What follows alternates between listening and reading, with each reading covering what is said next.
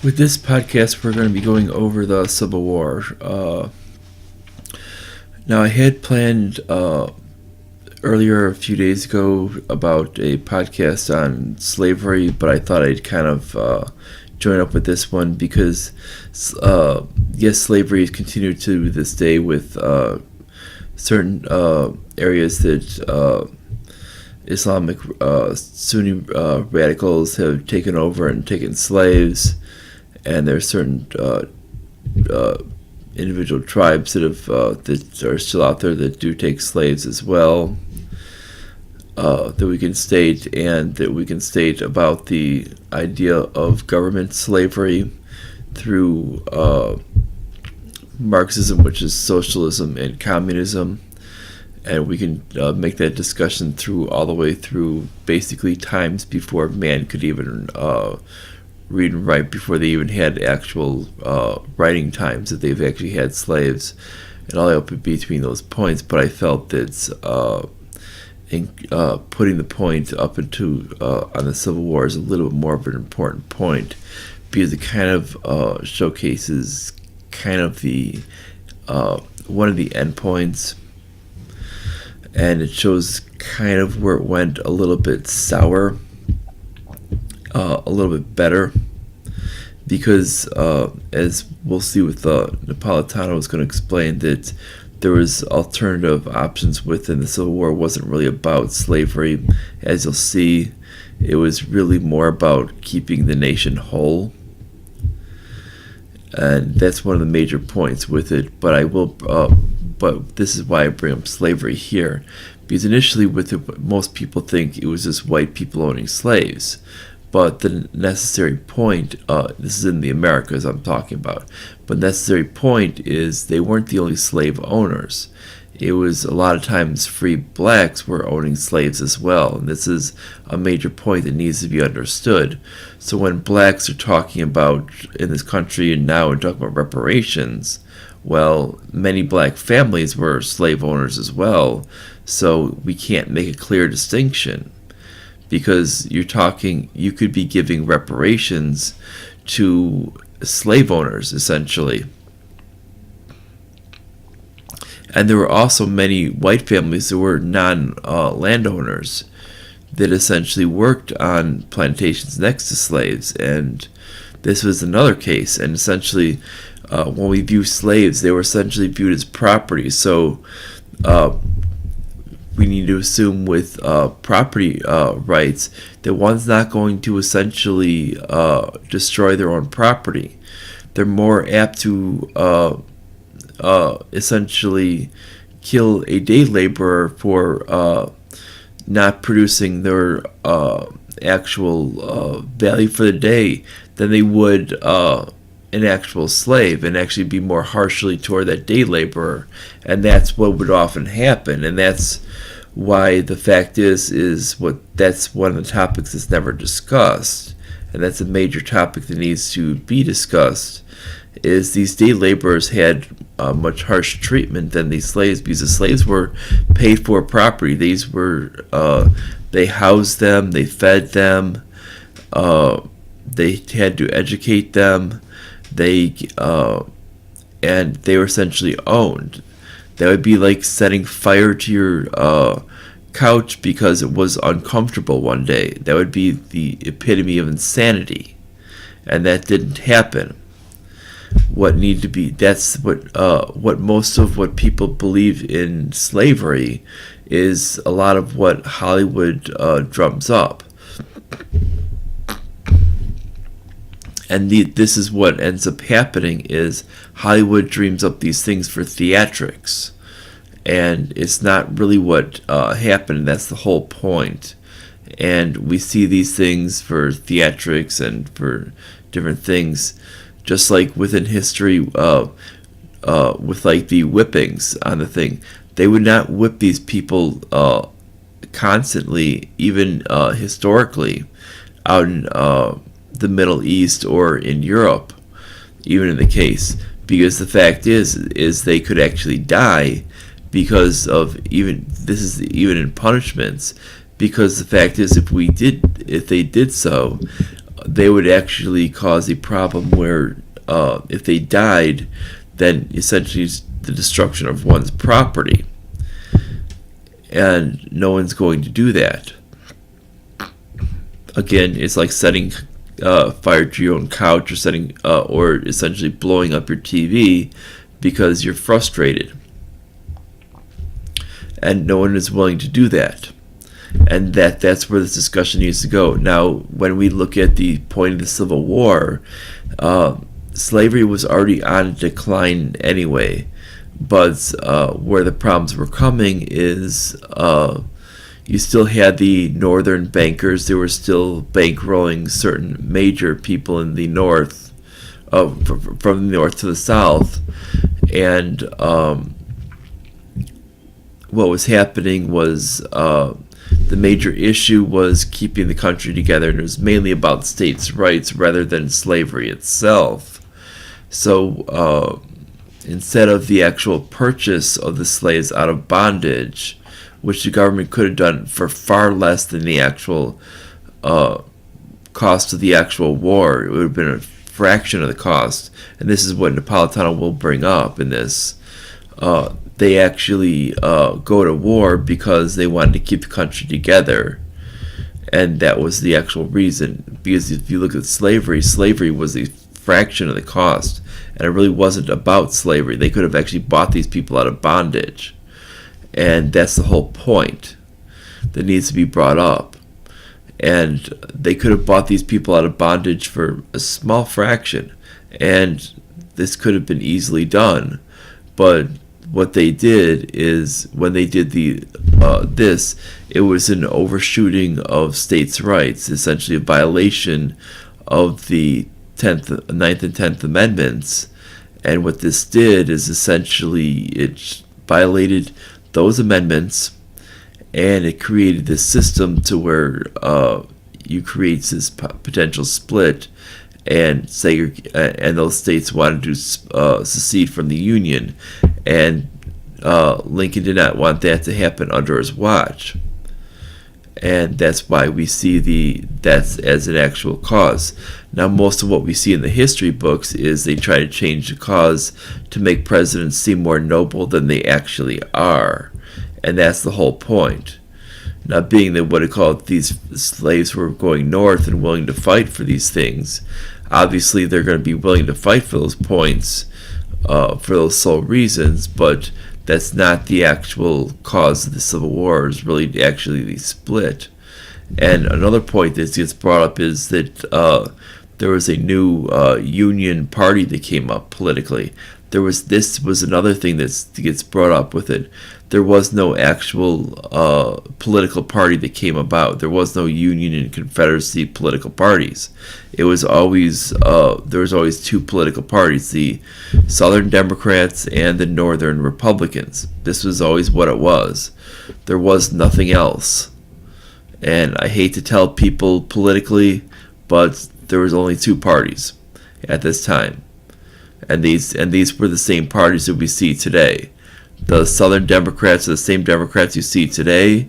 They were aligned with the people who are pro-slavery and for the states' rights as well. And you had the Northern Republicans who were for freeing the slaves, and were technically in voting in violation of the 9th and 10th Amendments. Now, when we view this, we need to look at those things with it. We need to understand that the slavery abolition is the abolition movement is basically that's the Republican Party, and that's what needs to be understood. They felt that kind of violating those two amendments was actually worth it for the actual rights that were being violated. They were actually essentially should have been guaranteed in the Declaration of Independence. And they felt that was more important than those actual points of states' rights. They felt that should have superseded those ideas of states' rights as rights of individuals. and why we got this, and then people are going to ask about the 2/3 clause. Well, the 2/3 clause was because of the point of these slaves were basically, when we see with the slavery, we see the slaves were essentially being counted for population to actually get more electoral votes. This is the same idea as using illegal immigrants for higher numbers of electoral votes, but not actually being legal to vote. This is a very, very similar case as we're going to see very, very soon with the census.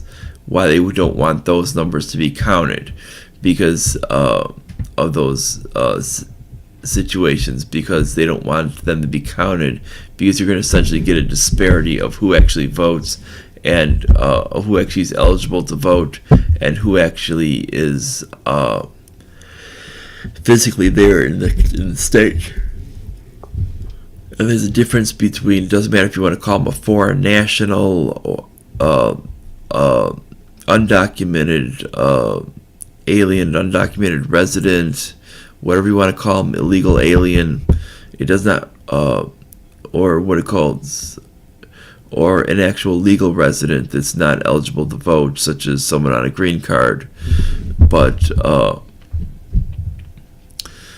when it comes down to it, is the census is meant for counting people who are eligible to vote, and that's the whole point. And that's why the 2/3 clause was set. And what it meant to do is, the reason why with those slaves, why they're counted as less, was because of that point, was because the southern states, to essentially gain power, were using that as saying, we're going to count these people, but they have no right to vote.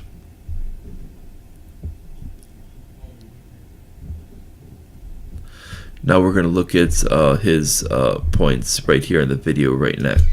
And you can't have a discussion about history's heroes without casting a skeptical eye. And helping us do that is a man who sees 2020 when it comes to presidents who receive more credit than they're due. Judge Andrew Napolitano joins us. He's the author of Theodore and Woodrow, How Two American Presidents Destroyed Constitutional Freedom.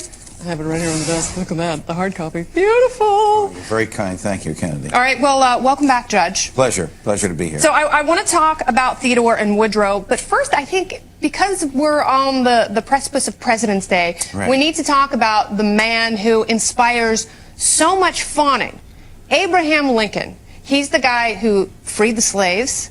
He started the Republican Party, and he's a lot of people's favorite president of all time. Saved the Union. He saved the Union, Camille. Yeah. Are they wrong? I am a contrarian on Abraham Lincoln, and I bemoan the fact that he's been mythologized since the progressive era, since the era of Theodore Roosevelt and Woodrow Wilson, and particularly by the public school establishment in the United States, which almost would have you believe he's the fourth member of the Blessed Trinity. I prefer to look at Lincoln this way.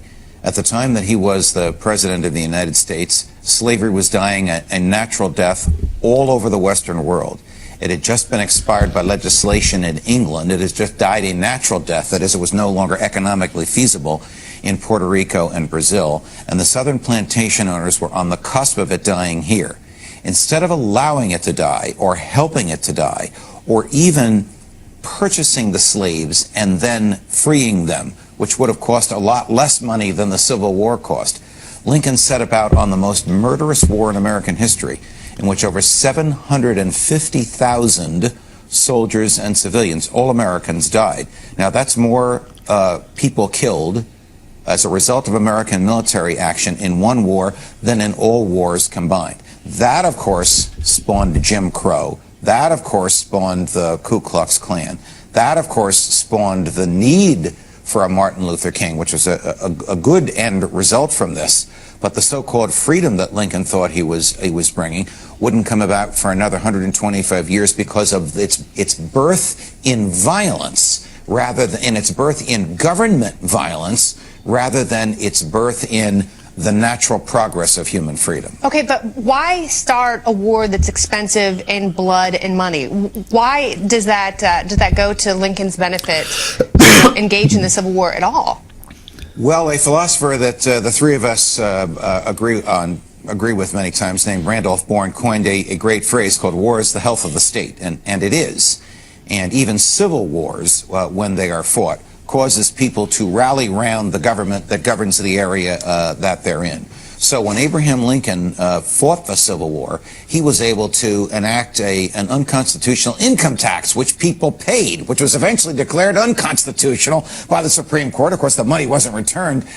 It was kept. And he had one of his enemies deported. Oh, sure. I mean, he had a Republican congressman from Ohio who was critical of him deported. Abraham Lincoln locked up over 3,000 people in the North who didn't take up arms against the government, but who spoke out against it and who wrote against it and who published their writings. He had utter and total and complete disregard for the suspending habeas Constitution. corpus. Yeah, and As a result of that, his successors have used his behavior as examples of what presidents can do in wartime. Another reason they like war, because they can disregard those nasty things called civil liberties. which is perhaps, I mean, that is perhaps the most damning portion of this discussion. I mean, one might give Lincoln the most generous reading of history and say, well, he had to fight the Civil War. He had to save the Union. But again, it is, do the ends justify the means? The lesson of Lincoln is, well, yes, they do. We'll forgive all. We will ignore all of these very serious violations of the Constitution. There's no other way to describe them. Look, Lincoln's soldiers burnt courthouses, robbed banks, raped women, destroyed crops, killed civilians. I mean, certainly and not they all were of them. lauded. No, not all of them. And I'm talking this about is- Sherman's March. and this is part and they parcel of were what you find in lauded the for it as heroic, and they did this to their fellow Americans. This is hardly something out of with a myth of godlike stature you would expect to come, and yet it did, because of the demonizing of the South. Look, it's not even altogether clear if slavery was the reason for secession. Sure. But largely, the impetus for secession was tariffs Well, the question that were is- being collected at southern ports and spent by northern politicians. All right, we could spend all day on Lincoln, and maybe at some point we will, because he is a complex man who still, Yes. I mean, there's still a lot of people who love him and defend him and who say that if you are so opposed to Abraham Lincoln, you know, that is in itself racist. Yes, people will say that. Right. They do. I, of course, reject that. Let's move on to someone who... You have to be able to discuss every president with equanimity without being tarred with a brush.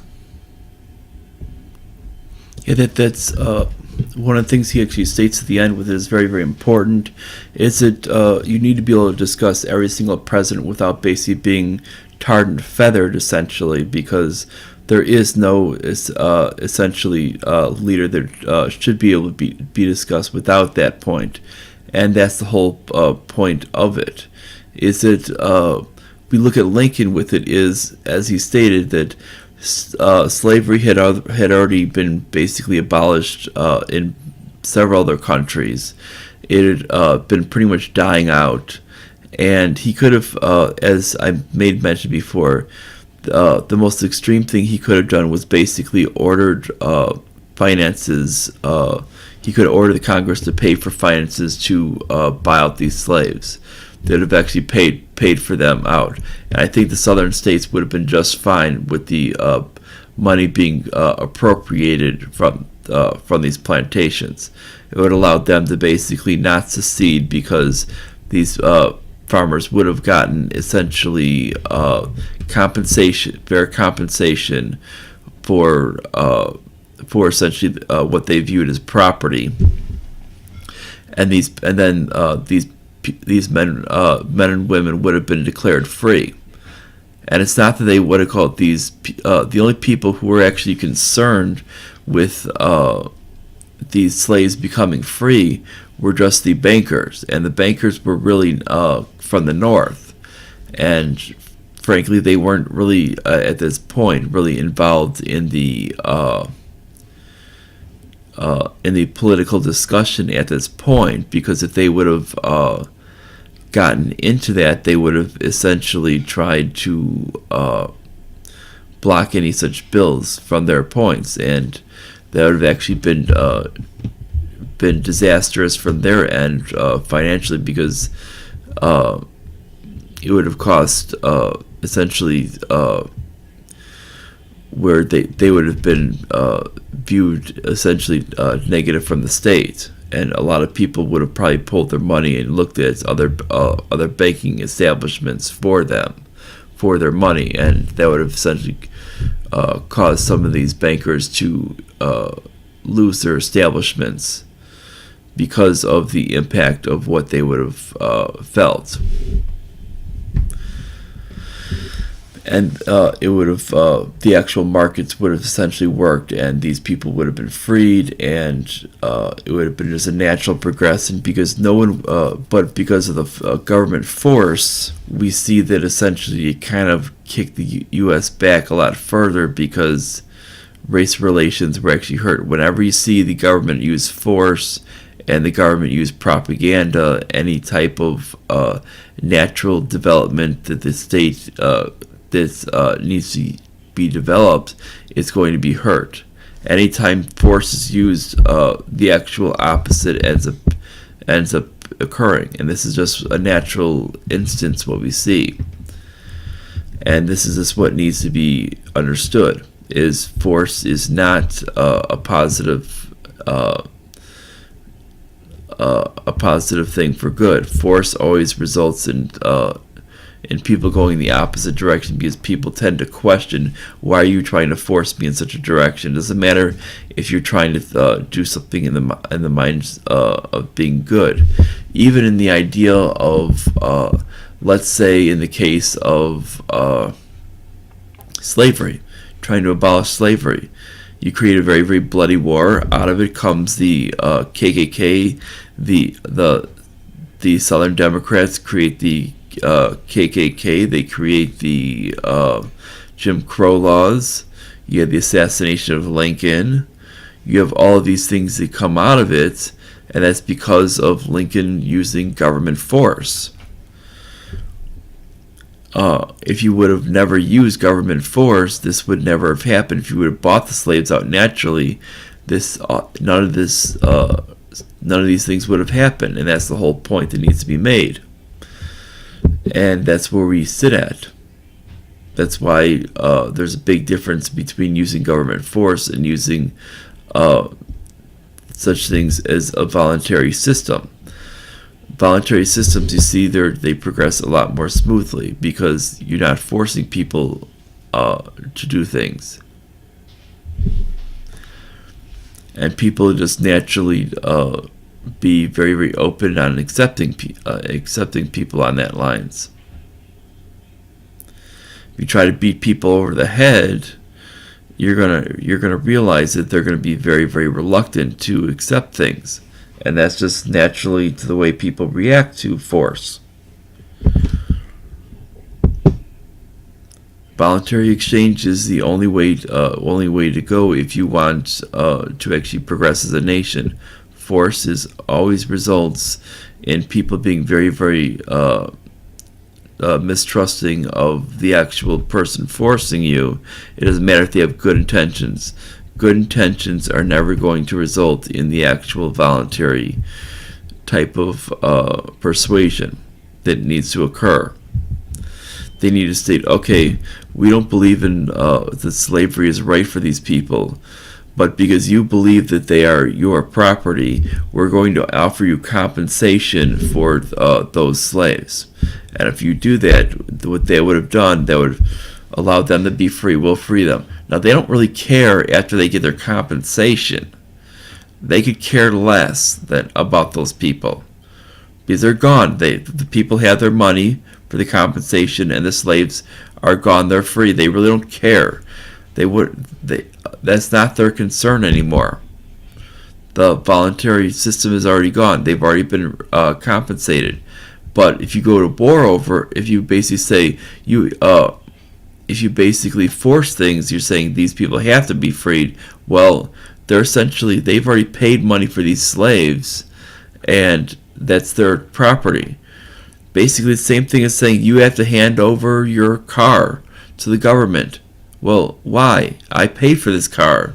And that's the same thing. People are going to say, why? Oh, we have different rules now. Well, that's not fair, because I bought this car fair and square. And that's the way those people felt back then. let's say if they're making rules to say everybody has to have electric cars now. You have a gasoline-based car. You're saying, well, that's not fair. I bought this gasoline car fair and square, and you're gonna feel cheated, and then you're gonna basically say no, that's not fair, and then you're gonna say you're gonna lean on states' rights, and that's where things go towards. And your states are going to be more likely to secede if the government tends to want to force that, and that's where that's exactly the same exact thing. But if you were offered compensation for exactly what you paid, and allowed some type of ability to get a new vehicle of the same type of caliber fitting the new regulations to replace it, then you would be just fine. You wouldn't be making a big deal. Or if you were allowed some type of grandfathering in for that vehicle without any problems, and being told, hey, for your next vehicle you have to get this, you wouldn't have a problem with it. You would just move along, and you wouldn't be mad with it, because they're not forcing you. They're just basically announcing these economic changes to the system, and you would really not be mad about the situation. You would say, okay, the way the market's changing, so I can't get the type of car I had before. But when this car dies, I'm going to have to buy a new car that's on the market that fits my choices. And that's the whole point that needs to be made, and that's very, very similar to what they had back then. So if you force people, they're going to be mad. When you don't force people and you say they can work within the system, they're going to be just fine. And they're not going to care about. They wouldn't care about those slaves after they were freed, as long as they got compensation. And that's the whole point. Now, if you like this, like the video, subscribe, click on the bell for the notifications, share this all the way on social media, share it with your friends, and make sure to share it public and tell them to subscribe as well. And I will see you guys later tonight for another live stream, probably on some other topic, probably something on news or something. Haven't made my decision yet, but later, guys. Bye, everyone.